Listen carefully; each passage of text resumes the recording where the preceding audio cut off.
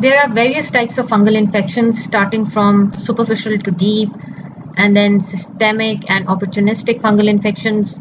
We will be discussing all of these etiological agents one by one in detail in special mycology. The dermatophytes are important in systemic mycosis, especially the histoplasma. In opportunistic mycosis, Candida, Aspergillus, and Cryptococcus, they are very important. Laboratory diagnosis of fungal diseases. There are 4 approaches to the laboratory diagnosis of fungal diseases. Number 1 is direct microscopic examination.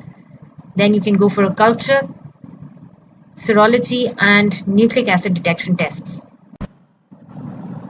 Direct microscopic observation. This involves examination of clinical specimens such as sputum, lung biopsy material, and skin scrapings. And this depends on finding characteristic asexual spores, hyphae, or yeasts in the light microscope. The first test is potassium hydroxide or sodium hydroxide preparation. 10 to 40% of potassium hydroxide can be used, and the aim is to dissolve tissue material, leaving the alkali resistant fungi intact or stained with special fungal stains. Then is the Calcoflow white stain, which binds to polysaccharides such as glucans and chitin in the cell wall. Fungal elements fluoresce under fluorescent microscope. The third one is India ink stain. There is a white capsule of Cryptococcus neoformans, which is observed with the help of this India ink preparation in spinal fluid. Then is Gram stain. You can find budding yeasts with the help of Gram stain, though you can also find hyphae and pseudo-hyphae, which are not visible over here. And these fungal elements can appear as Gram positive at times, but the size is bigger. So these are budding yeasts. Then is direct fluorescent antibody test. And in this particular case, this can be applied to a tissue or a viable or non-viable culture. Wright's or Gemza stain. Now these two stains can be used to find out intracellular fungus, for example, Histoplasma capsulatum. Then is use of certain stains like histopathological stains. For example, this is hematoxylin and eosin stain, and you can see different hyphae.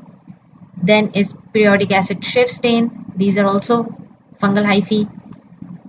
Then is Gomori methenamine silver stain. These brownish colored are fungi. These are actually yeasts. So you can also find filamentous structures which are brownish in color. They are hyphae, and this is Gomori methenamine silver stain. And then is culture.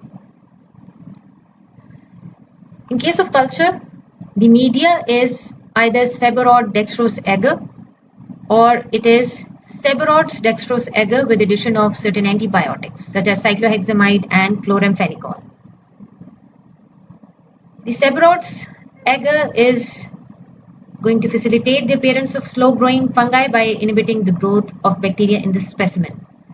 Inhibition of bacterial growth is due to the low pH of the medium and to the chloramphenicol and cyclohexamide that are frequently added. Then is the incubation temperature, which is very important. 2 Seborrhoeic dextrose agar can be inoculated routinely at 37 degrees centigrade, which is the body temperature, and the 25 degrees centigrade, which is the room temperature. So one agar would be incubated in the incubator and the other one would be at room temperature. Usually the fungi are kept for 4 weeks and they are daily observed for 1 week and then twice a week thereafter, and most cultures can become positive in about 10 days. Identification of a fungus from a culture.